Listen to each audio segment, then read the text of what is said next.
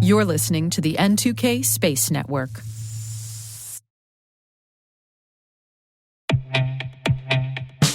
Your business needs AI solutions that are not only ambitious, but also practical and adaptable. That's where Domo's AI and data products platform comes in. With Domo, you can channel AI and data into innovative uses that deliver measurable impact. Secure AI agents connect, prepare, and automate your data workflows, helping you gain insights, receive alerts, and act with ease through guided apps tailored to your role. Data is hard. Domo is easy. Learn more at ai.domo.com. That's ai.domo.com.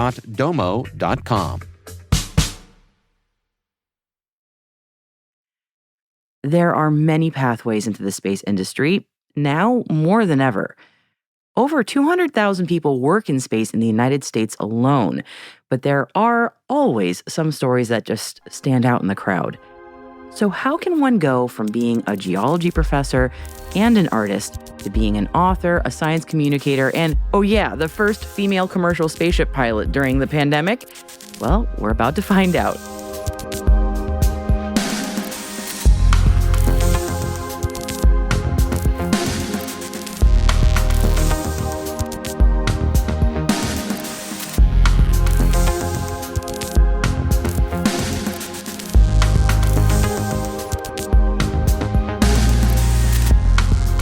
Welcome to T-Minus Deep Space from N2K Networks. I'm Maria Vermazes. Dr. Sian Proctor was the keynote speaker at SpaceCom 2025, and I caught up with the Inspiration4 astronaut to find out about her amazing journey into space and how it inspires her art here on Earth. Hi, welcome to T-Minus Space Daily from Commercial Space Week. And with me is our VIP, Dr. Sian Proctor. I am so glad to meet you in person after we chatted just not that long ago. Thank you for joining me this morning. It's a real pleasure to be here. Thank you for having me. Oh my gosh, the pleasure is ours. Thanks again. Oh my goodness. So last time we spoke, I got some really important feedback that I didn't really talk to you about Inspiration4. So I kind of want to live vicariously through you this morning as much as one can for such an amazing experience. Can we walk through the whole journey? Yeah, it was really out of the blue. I don't think anybody saw this coming because, in 2020, it's the pandemic. I'm home, and I'm in May of 2020. I'm watching Bob and Doug with the return to flight at the U.S. with Demo 2, and we're all cheering that on, right? Yeah. And I had no clue a year later I'd be training for my own space mission. Wow. And so right after Bob and Doug launched and SpaceX started their human launch commercial side, I became a space artist. So I'm living at home. It was my coping mechanism. So I started doing space art and poetry, and because I was also going through a divorce. I think a lot of people, the pandemic kind of for a lot of us, yeah. Yes. Yep. And so I was going through a divorce, and then at the end of 2020, I'm broke. I'm living with my brother. I'm, trying to get my life back together. And then coming into 2021, just about a year going into the pandemic, they announced the first all-civilian mission to orbit, that you can win a seat to space. And I was really fortunate because I won the prosperity seat as an artist and a poet. And in March of 2021, I started training. And 6 months later, I launched into space for 3 days with Inspiration4. Okay. Just the macro of that, the journey is just incredible. You never know where life's going to take you, truly. You don't know, and you just got to be open to the opportunity. I mean, I could have easily said, oh, they're never going to take me, or, there's too many people that have entered this contest, or a lot of ways of talking yourself out of opportunity. But instead, I just said, you know what, I'm going to do this. I found my authentic voice as an artist and a poet, so I am going to, write this poem called Space to Inspire. Do you remember the poem offhand? I do. Can you recite it? Yeah, I can. Do you want the whole thing, or do you want to? It's about 2 minutes. I would love the whole thing if you don't mind indulging me. No, and so it was really interesting time, right? Because thinking about how to create a message through poetry that could resonate for the future. And I grew up a huge Star Wars and Star Trek fan, and thinking about how we boldly go together. And so this is Space to Inspire, the poem that won me a seat to space.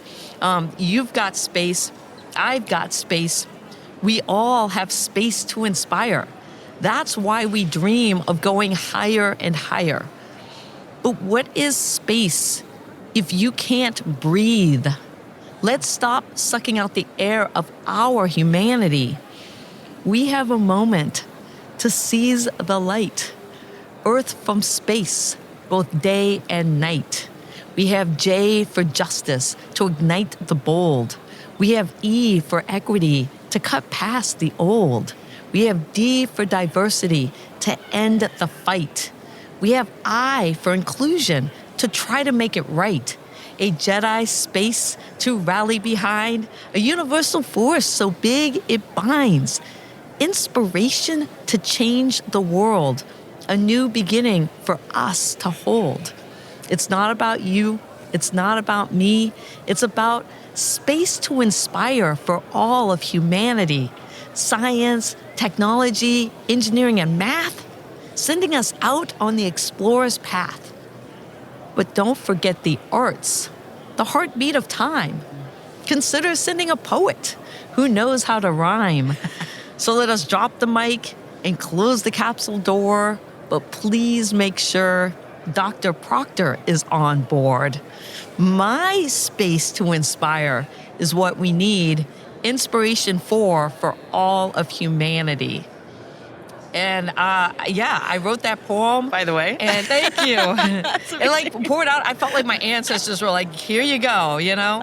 And that just kind of poured out of me. And it's a Star Wars acronym, but it's a Star Trek meaning. And that whole idea of, especially as we're pushing back against DEI, you know, I feel like when it comes to the space industry, we really should be doubling down on the fact that humanity is going to the moon, Mars, and beyond. And we get to choose how we do that. Yes. And if we're going to create space for all, then the foundation of that should be just, equitable, diverse, and inclusive. There's nothing wrong with that because we all want that Star Trek future. I know I certainly do. And certainly I really appreciate you saying that because space belongs to everyone. Yeah. It really does. Yeah, it's not just for the highly qualified. Yeah. Like that's to me, it's like, no, we want, you know, and this is one of the things that I love about commercial space and being here is that we can write that narrative of human spaceflight and we want everybody to go. We want everybody of different sizes and different backgrounds. I mean, if highly qualified is the only measure of human success, then, you know, we leave out people in all kinds of categories because we don't consider, particularly like the arts, to be highly qualified. Yeah. You know, for this. And that's just, we're missing the beauty and the creativity and the inspiration that makes us human. Yes, and as this phrase often goes, they should have sent a poet, and they did. And they did. I'm sure you're sick of hearing that. I did. And while I was in space, I literally say that. I go, I'm floating and the Earth's behind me, and I'm like, oh, they should have sent a poet. And I go, they did. It's a real honor to be the first artist selected to go to space. I on behalf of all the artists who are cheering you on, I'm so glad that one of us was there. Yeah. It just makes me, as I think I told you last time we spoke, your mission especially was very resonant with so many of us who were at home watching you. I was with a 3-year-old and just dreaming of.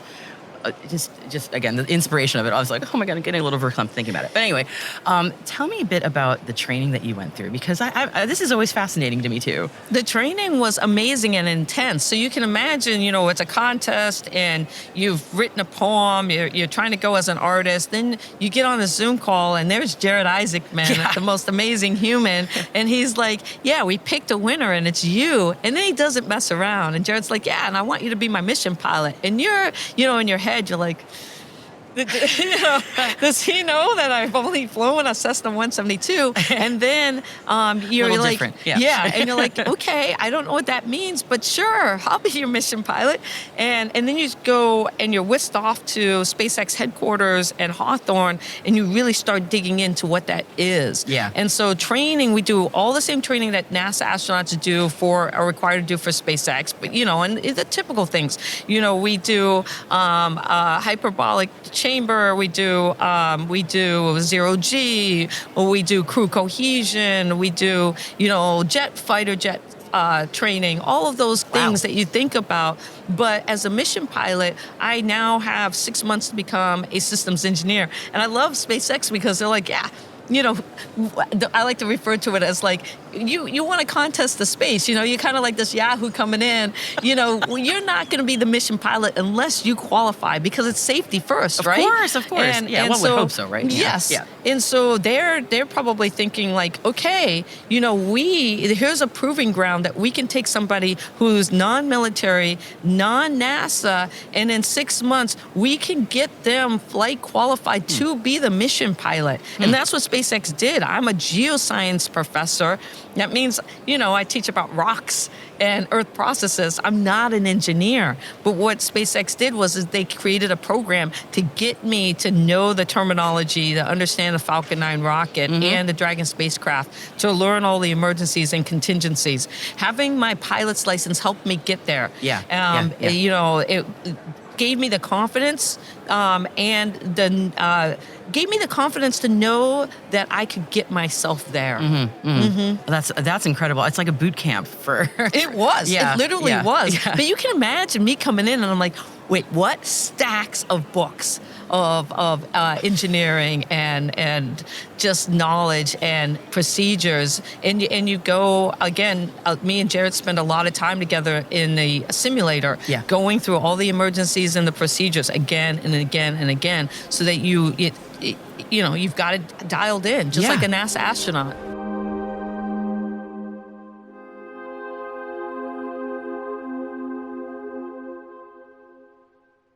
We'll be right back after this quick break.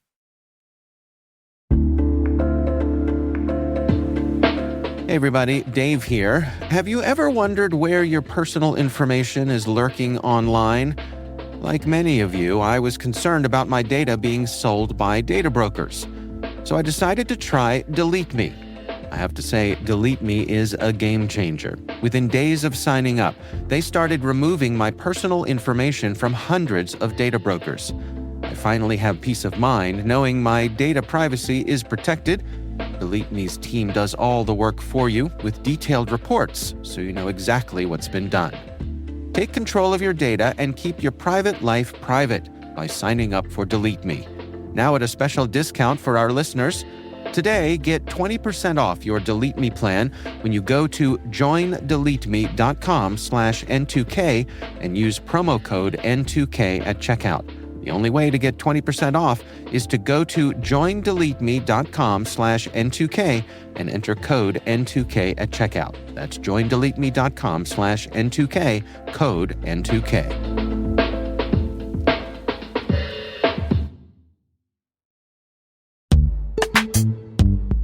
Ransomware, supply chain attacks, and zero-day exploits can strike without warning, leaving your business's sensitive data and digital assets vulnerable. But imagine a world where your cybersecurity strategy could prevent these threats. That's the power of the Threat Locker Zero Trust Endpoint Protection Platform. Robust cybersecurity is a non-negotiable to safeguard organizations from cyber attacks. Threat Locker implements a proactive, deny-by-default approach to cybersecurity, blocking every action, process, and user unless specifically authorized by your team. This least privilege methodology mitigates the exploitation of trusted applications and ensures protection for your organization 24/7, 365.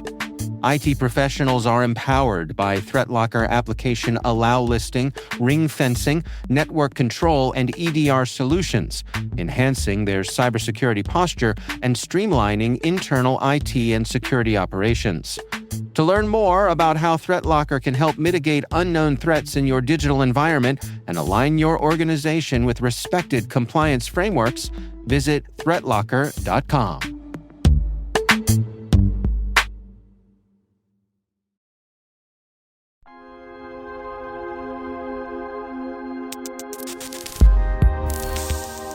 Okay, and to me, it also speaks a lot to what SpaceX has done with their engineering, and that it's sort of, you all can meet in the middle in that way, that like reduction of complexity, but also your training meets. Absolutely. Yeah. And that's why I say, as the mission pilot, I really become a systems engineer. Yeah. I am watching what the flight computer's doing. I understand if something goes wrong, what we can and cannot do as a crew. And my job fundamentally becomes, added situational awareness for my commander. Absolutely. That makes a lot of sense. So I got to get to the big question about, the launch, everything. So how can you even walk someone through it who has never been? I'm just so curious, but can you try? Yeah, it is the most amazing day of your life. Yeah. You go and you get up, you have breakfast with your family one last time and your friends. And I love the fact that when we came out of the SpaceX hangar, all of our family and friends were lined up. And we got to kind of say that last goodbye and walk through. And how did that feel? Oh, I was so excited and so happy. Just excited? Oh, yeah. Not scared? No, that's the number one question is the day of launch when I'm strapped into the Dragon capsule and I'm getting ready to, lift off on this beautiful rocket.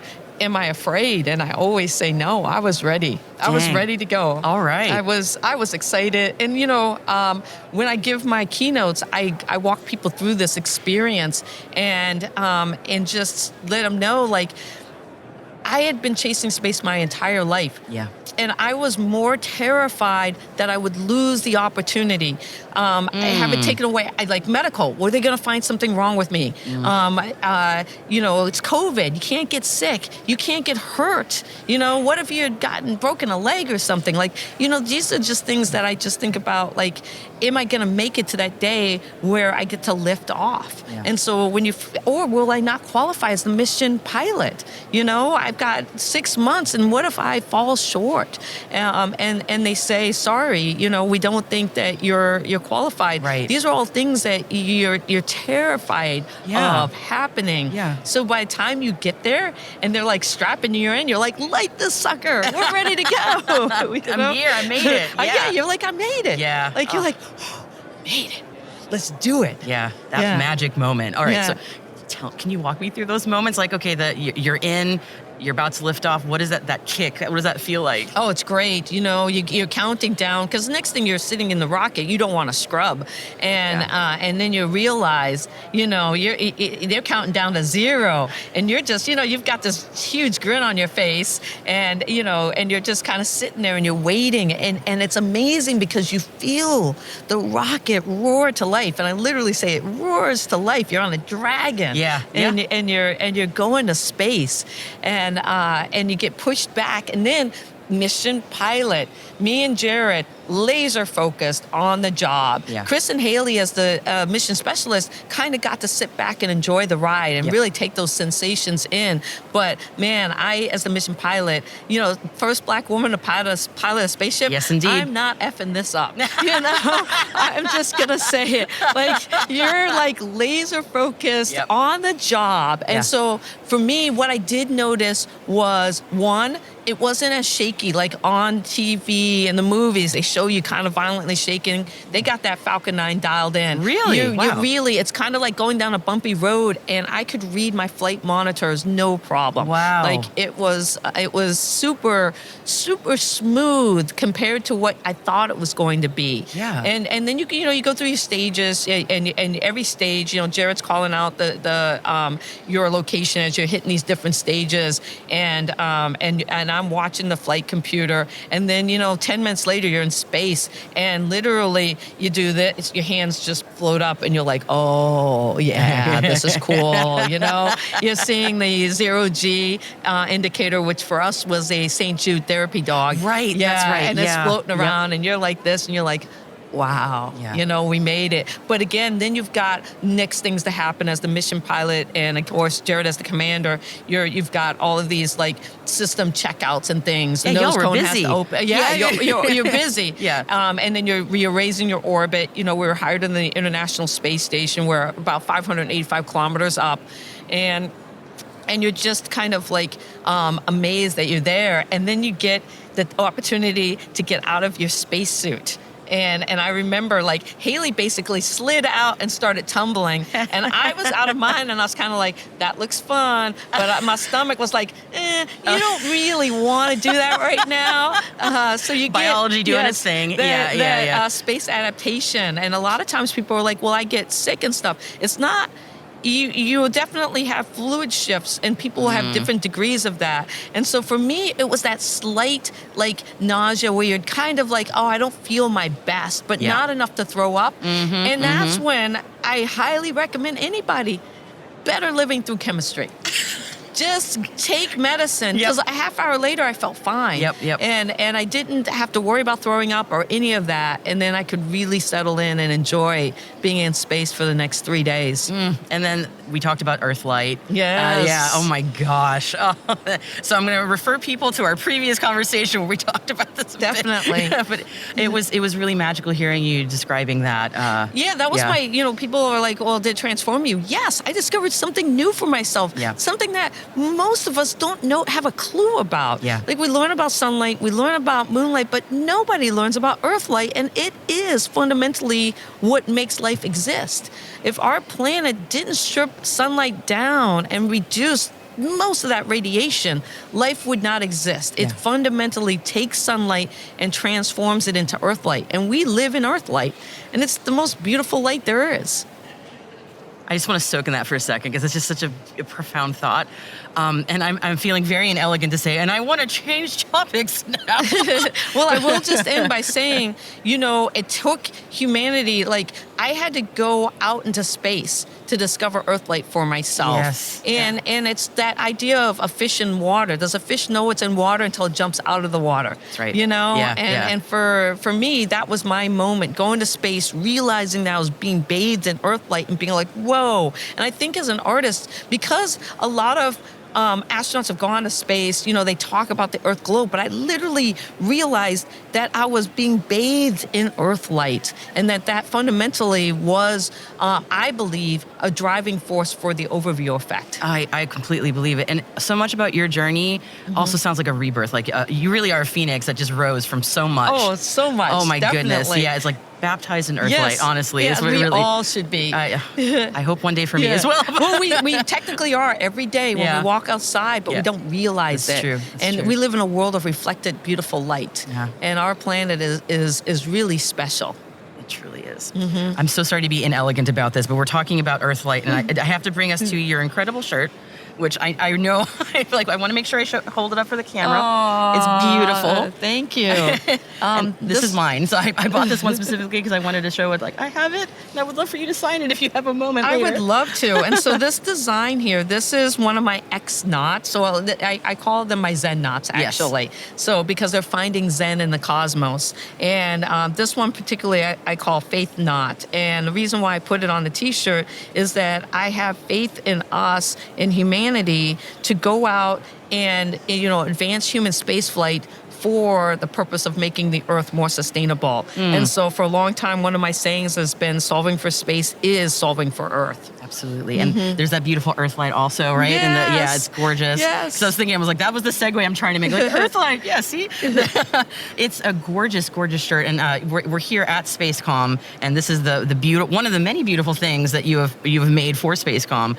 And I'm just, before we close out, because I know we're running short on time, I know you're about to give a keynote shortly, kind of maybe a thumbnail version of what your message is for SpaceCom while you're here. Yeah, my big message is that we get to actively design humanity's future in space. Yeah. And what I encourage us all to do is strive for that Jedi space, that just, equitable, diverse, and inclusive space, so that we can be a role model for what we want life on Earth to be like, and that, all that technology and innovation that we're putting into the advancement of human spaceflight own the fact that as we're solving for space, we're solving for Earth, and that we're making ourselves more sustainable in the future, and encouraging everybody to let their Earth light shine.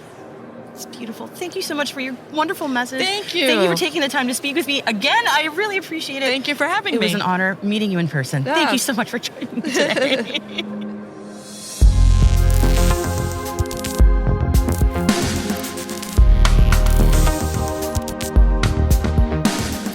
That's it for T-Minus Deep Space, brought to you by N2K Cyberwire.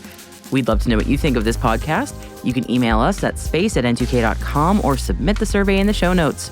Your feedback ensures that we deliver the information that keeps you a step ahead in the rapidly changing space industry. T-Minus Deep Space is produced by Alice Carruth. Our associate producer is Liz Stokes. We're mixed by Elliot Peltzman and Trey Hester, with original music by Elliot Peltzman.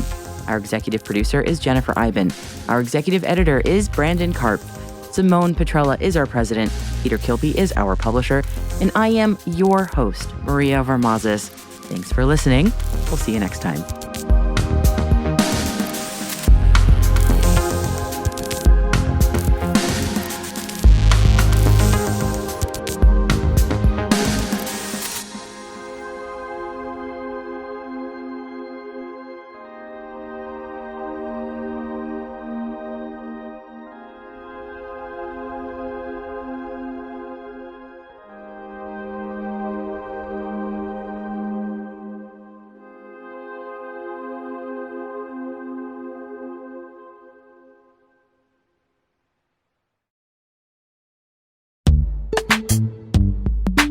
And now, a message from our sponsor, Zscaler, the leader in cloud security.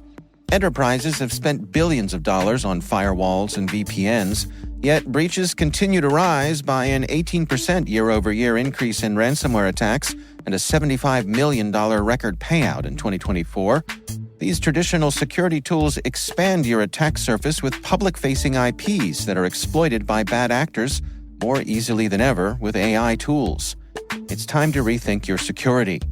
Zscaler Zero Trust plus AI stops attackers by hiding your attack surface, making apps and IPs invisible, eliminating lateral movement, connecting users only to specific apps, not the entire network, continuously verifying every request based on identity and context, simplifying security management with AI-powered automation, and detecting threats using AI to analyze over 500 billion daily transactions.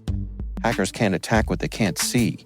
Protect your organization with Zscaler Zero Trust and AI. Learn more at zscaler.com/security.